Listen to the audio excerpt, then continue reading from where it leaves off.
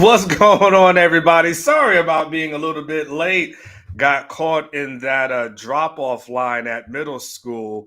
But I'm here, about to drop in and talk about the defense today. Yesterday, we spent a lot of time talking about the offense and everything that entailed and really kind of breaking down where we are in training camp. Texas they will have a scrimmage this upcoming weekend. We'll talk a little bit about that. But they will have a scrimmage this upcoming weekend. There's only two more left this weekend, the following weekend. And good morning to everybody. And so we're going to talk about where the defense is so we can kind of see where that is. And by the way, that is the fun conversation to have, right? If we're going to have a conversation, the best one right now, especially in the month of August, has been let's just talk about the defense. Nobody be. I'm not going to stop the show at 9:30. We're good. We're good. We'll just take questions. If I feel like I'm done with my topics, we'll just take questions on whatever the hell that you guys want to talk about. I'll be here as long as y'all want to be here, so we can go long. Y'all just put questions in the chat, start stacking them up. We'll stay in here as long as we want to stay in here. All right. Defense is what we need to talk about today, and I've talked to you guys about this kind of whole thing. Kind of being what they call like a zero-sum game.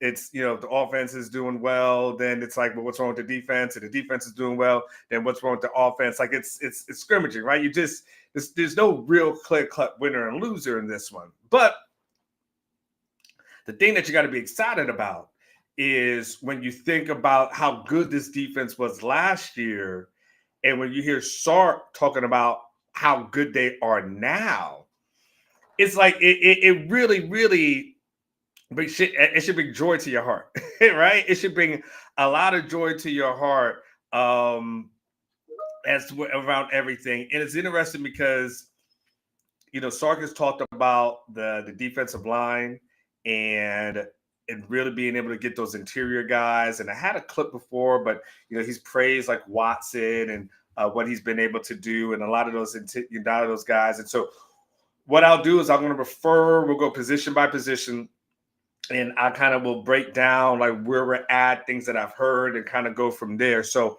I want to start the show kind of in a way I won't start there. I'd rather do this. Let's start with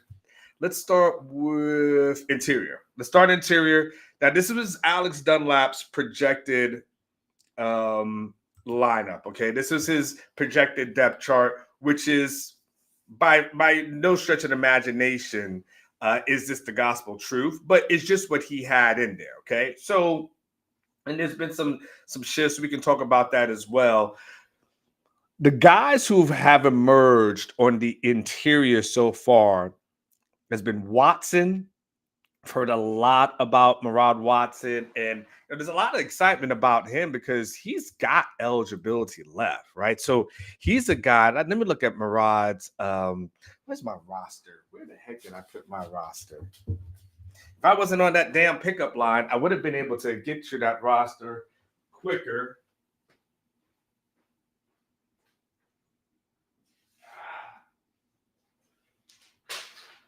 Can't find it.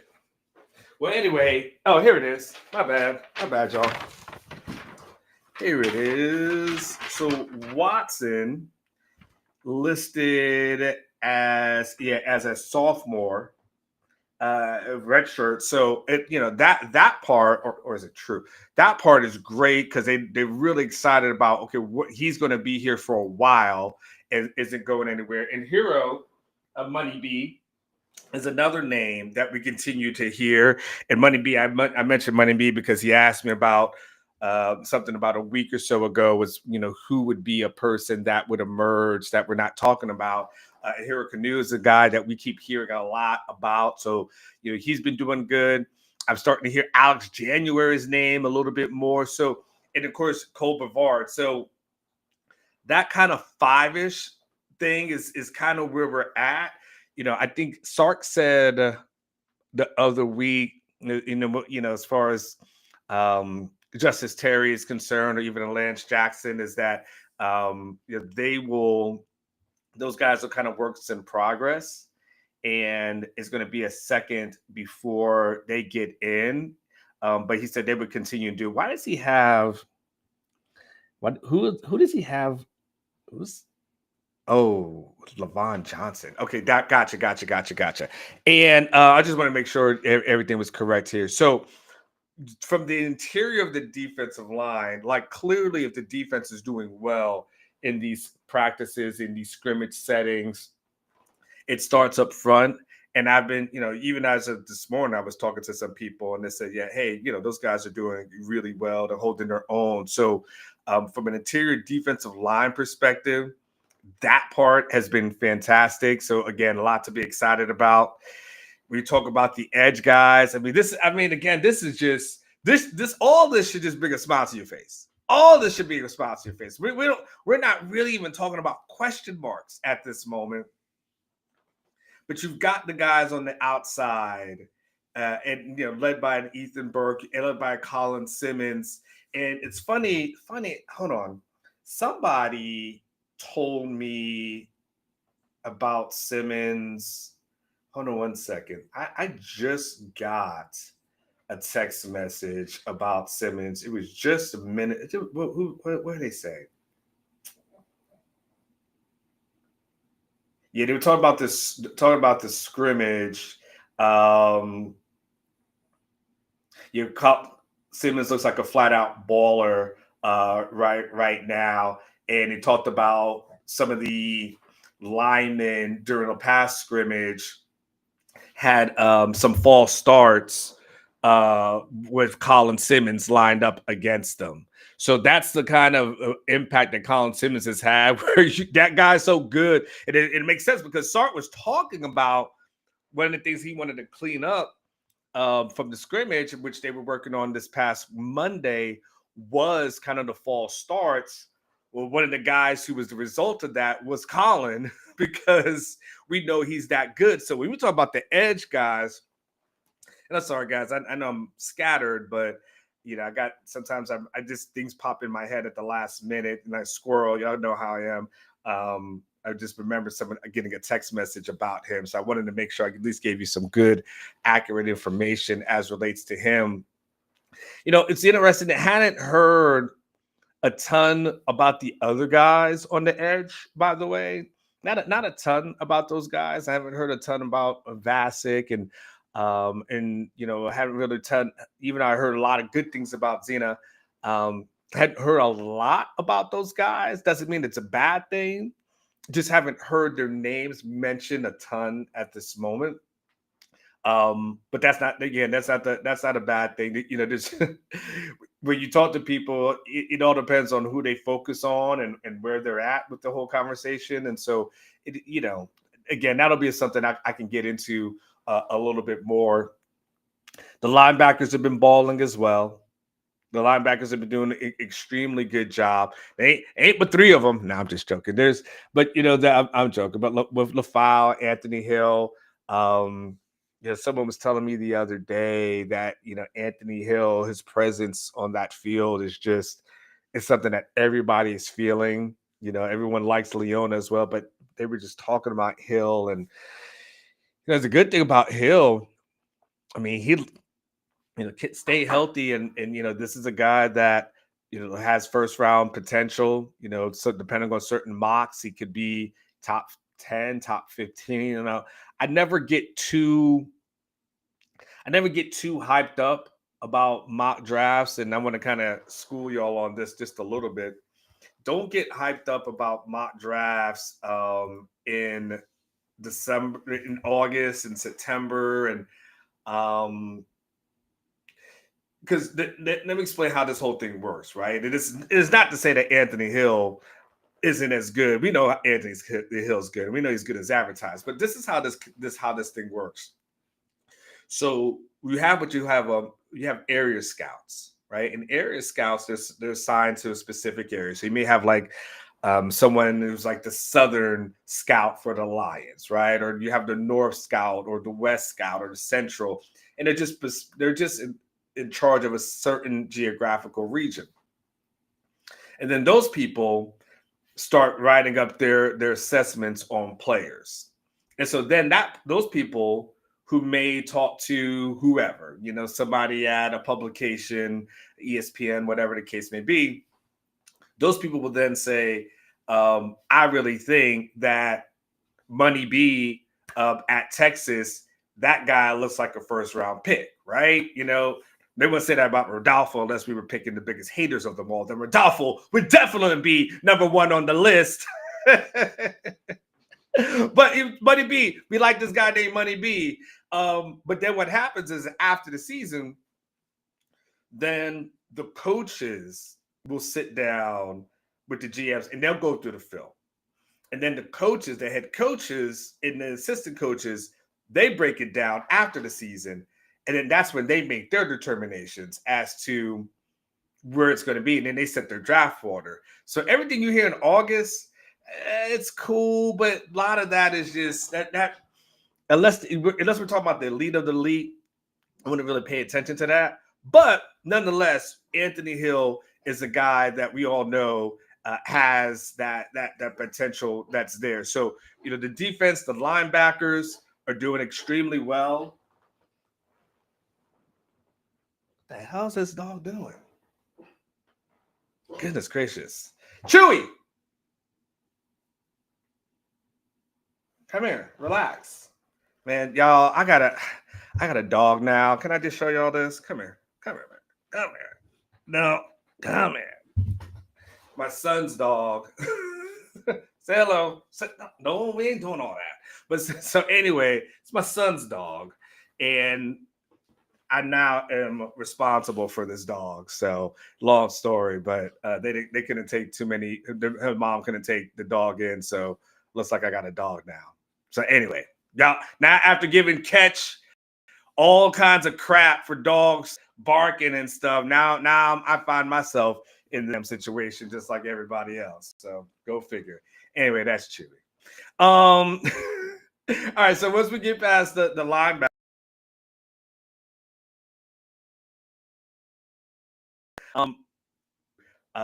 because, and by the way, Money B, you would still probably be a first round draft pick, just so you know. So we were talking about DBs, and I really love this thing where I get my producers to fire up some Sark stuff, and there's two things I want to focus in on. Well, I want to focus at least starting with the DB stuff, and there's going to be another part of it, but he was specifically asked about the star position this week, and I really want you to kind of hear what he had to say, because I really thought there's a lot of cool stuff that he kind of shared. Was there something last year that made you want to, I guess, maybe be a little bit more flexible with that position, with the way that you're treating it with this camp?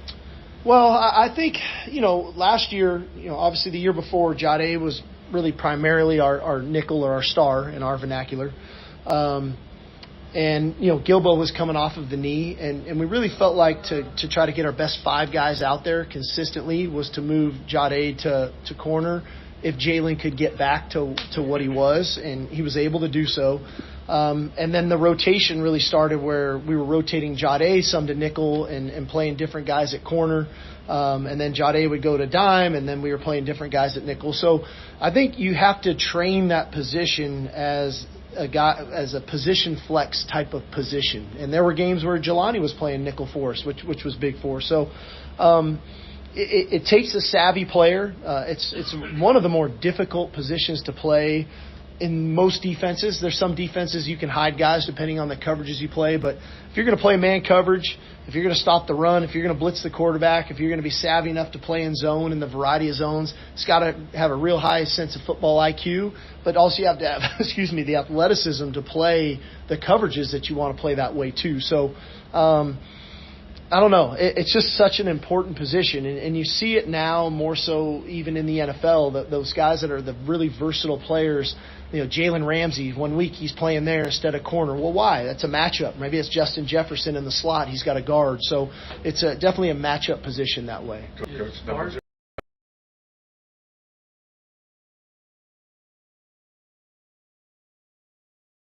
My bad, I got to unmute myself. Y'all talk about the dog. Actually, this is y'all talk about my girl. I bought her this dog over a year ago. I bought her like a little Yorkie. That's Bonita. Yeah. So yeah, that dog stays at her place. Um, yeah, man. There's a lot going on, man. There's a lot going on right here. Yes, tough as I am, I'm surrounded by a bunch of dogs. I don't want Bonita though. That's a little bit. Anyway, off of that. So let's talk about the DBs for a second, right? And then talk about the defensive depth chart that's here. And this is a really good point. So I wanted to make sure we talked about the star position first before we kind of get into everything else. And again, so first of all, Wardell Mack has is I've heard so many great things about him and what he's been doing out there. Just a guy that's kind of yoked up, really making a really great impression right now. So Wardell Mack is a name that I've heard a lot from people. He's made some plays in the scrimmage as well. People, um, when I was talking to people about it, they just kept saying, man, this whoever that 27 guy is, I mean, he's really darn good. And so Wardell Mack is a guy, just a name that you're going to keep an eye on, just for as far as being in the two deep. Gilbo, Kobe Black, and those guys, and really Grayson Littleton has become kind of the star. We did Jason and I did a show. I would say it was Tuesday of this week, and we talked about freshman sensations. If you have a chance to go back and watch that, it was really fun. It was a really fun show. I enjoy doing shows with Jason, and which sounded like a shot at everybody else, but it really wasn't. But maybe it was, and it's okay if it is. No, I'm just messing with y'all. But Grayson Littleton has been a guy who, kind of, he had a lot of offers, as I remember Jason saying, and he had a lot of people interested in him. So he was a top guy, but he comes in here and you think, okay, how does he fit in? And clearly just fine, out of Wiregrass, kind of the Wesley Chapel, Florida area. He's come in, he's hit the ground running. At the very least, he will be on special teams. But right now, he's a guy to keep an eye on, and they really like him. Man, I was talking to someone, Manny Muhammad. Y'all know what y'all to expect from him. Roberson, he's been doing well. He's been doing good as well. I was talking to someone, and they were telling me like just Michael Taft is just the confidence that he plays with is just it just permeates within that secondary. And they just someone was just praising him. It's like he's that leader of that defense. Like they were just like it's just so smooth with it, the confidence that he has and how he plays. And so got a lot of Michael Taft praise to be expected. Nothing new there. And Derek Williams has done really good. Derek Williams, on this past scrimmage, someone told me that he had a hit on Michael Terry that he upended Michael Terry. And y'all know how big Michael Terry is. I mean, he's listed at 6'3", 216, but he's just muscle. And Derek Williams put a hit on him, which got him off his feet. So Derek Williams is a guy that's come back from the injury. He's looking really well. And and the crazy part is, it's just the guys that we're not mentioning aren't bad dudes. I mean, Case Phillips is a 5-star, right? There's nothing wrong with it with him. It's just that there's so much talent here that it just kind of is what it is. You just say, all right, well, whoever gets on the field gets on the field, but you're not tripping about any position. Like you cannot.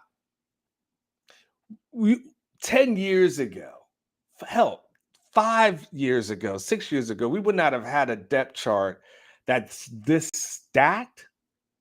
And you would say and you would feel good about it. Like I would love to go back and find a depth chart from, well, I don't want to depress myself, but I would love to find a depth chart from, 5 or 6 years ago and how much we would be gripping at it and looking at this depth chart now. And you're just saying to yourself, okay, where's a 5-star here? He's going to have to wait. Here's another 5-star. Like we're literally telling ourselves, Lance Jackson, you'll get there eventually. Like, think about that 5-star. I mentioned this before. Justice Terry, you'll get there eventually. Cade Phillips, not a problem. Like, take your time, young man. I mean, that's a plethora. And if you guys like that movie, that you can use the word plethora. It's a plethora of riches that they have on the defensive side. Now, here's the other thing too. And when you think about the defense, I want to also kind of correlate this one as well. When you think about the defense, and I still think about what Sark and I were talking, when I asked Sark a question. And by the way, if y'all want, just put stuff in the chat. Like, I literally will just answer questions today. Like, it is not a and I don't know anything about a 5-year postseason ban from Michigan and if that's true or not, because I'm doing the show. But I asked Sark a question that I think helps when we start thinking about the defensive side and the offensive side. And really, as you start going into this next scrimmage, and when you start thinking about the success that this team has had or having, there's only one person, scholarship person, on this team that experienced 5 and 7, Sark's first year. That's Michael Tapp. Everybody else on this team has either the 8-win season and the other portion has semifinals. Like, think about players who've only been here for 2 years, going into year 3. Whether it is Arch, whether it is Anthony Hill, right? Just think about some of those studs that you think like, okay, this is the 3rd year. Was DeAndre Moore? All these guys, all they know is winning. They don't know anything else other than that. They don't know anything else other than this being an elite defense, anything else of going to the semifinals, anything other than just winning. They don't know all the trauma that you've had, all the bad times that you've had, all the crappy Saturdays that you've had to endure, getting trolled. Like, I know Tex Blonde, she gets trolled. South End Zone Queen. Some of y'all who go heavy on X, y'all gone through some things, because when Texas loses, that's when you hear from the A&M fans, the Oklahoma fans, the random Texas Tech fans. You know what I'm saying? And then they win, and everybody gets radio silent. Bro, this is all they know. This is all they know is winning. And so I kind of wanted to ask him about that, because I think it all kind of encapsulates big word from a guy from Polk County, Florida. It all encapsulates the success that Texas is having. So here's the majority of the kids on this program only know winning since they've been here or walked into that. Is that something you can see that permeates where there's practice rooms, the meetings, where they have that winning mentality because that's all they know? Well, I think what they know is competition, because we really preach competition, whether it's across the ball, O-line, D-line, wideouts, DBs, quarterback, safeties, whatever that is, running backs, linebackers. Like, we're a very competitive operation that way. But we're also very competitive within our own position groups. Guys are competing with one another, and guys are, everybody plays, as we know around here. We play a lot of guys, but guys want to play more, and so they know this level of competition that they have to excel at. And then, ultimately, a byproduct of being a really good competitor means, you're taking care of your body. You're preparing the right way mentally. You're preparing the right way emotionally. And then ultimately you have the ability to go perform when it's needed to perform. And the byproduct of that is winning. And so I think they appreciate the process maybe more so than the result. And that's something that I appreciate about our team right now. I think these guys really enjoy the process. When I look at the way Saturday went, the way the offense had to respond to a tough start, but then fight back, the way they came back and competed today on both sides of the ball, the way Mason kicked the ball today, like, that's a competitive spirit that I think is in that locker room that these guys know how to go out and compete on. Let me remove this. You guys are absolutely hilarious. First of all, he said, I'm more, you gifted got gifted a dog. First and foremost, um, it's a special, it's really special person in my life. And yeah, I gifted someone a dog, a very expensive dog, by the way. But yes, I did. Ain't nothing wrong with that.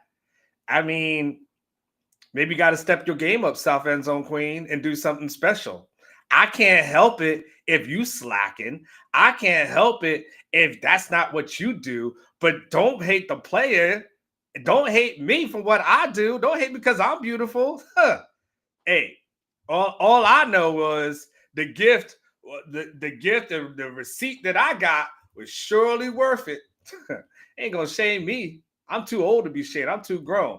Uh Tracy, yeah, I was running on CP time, had to do the little drop off. So there was with that. Someone asked me, could he get some insight on Santana Wilson's? His pops was cold in the league for a minute. Yeah, there's not really much going as far as he's concerned. I'll be honest with you. Sometimes, if you don't hear a person's name being called, it's usually for a reason. And so I wouldn't, I just it just kind of is what it is. And so, I'm not, there's not really much to say about Santana Wilson. At this point, we just got to see where he falls in there, and maybe he can make it on the special teams, but have not heard much about him. Someone also asked me, Money B, who said, "What did you hear about the backup linebackers?" Shoot, Money B, let's go back to the thing, because I mean, hell, backup, there ain't no backups. Well, what backups? Look at the depth chart. Who the hell's the backup? Now, I mean, no, all jokes aside, I mean, you got Spence on the outside, at this point. So the only name I've heard a lot about Money B has just been Ty Anthony Smith. I've heard that he's been doing an outstanding job this year, and so I've heard a lot of good things about him in the practices. I think he would probably be between him, Bo Barnes. Those are guys that would come, probably the first off. But Ty Anthony is that dude. He's a guy that they really think really highly of. He's made a huge impact, back there. But he's about the only one. I've heard his name. Like I said, I've heard Bo Barnes' name. Those are the main ones that I've heard. As far as that is concerned. All right, let me see if y'all got any other questions. I don't want to short anyone. And now, you know what? You can't. South Enzo Queen is a hater. So that you got to take that into consideration when you factor her in. She's just a hater. But she's all right.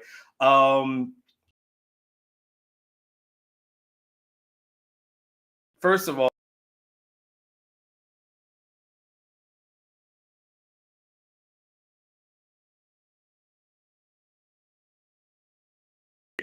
I did not gift Chewy.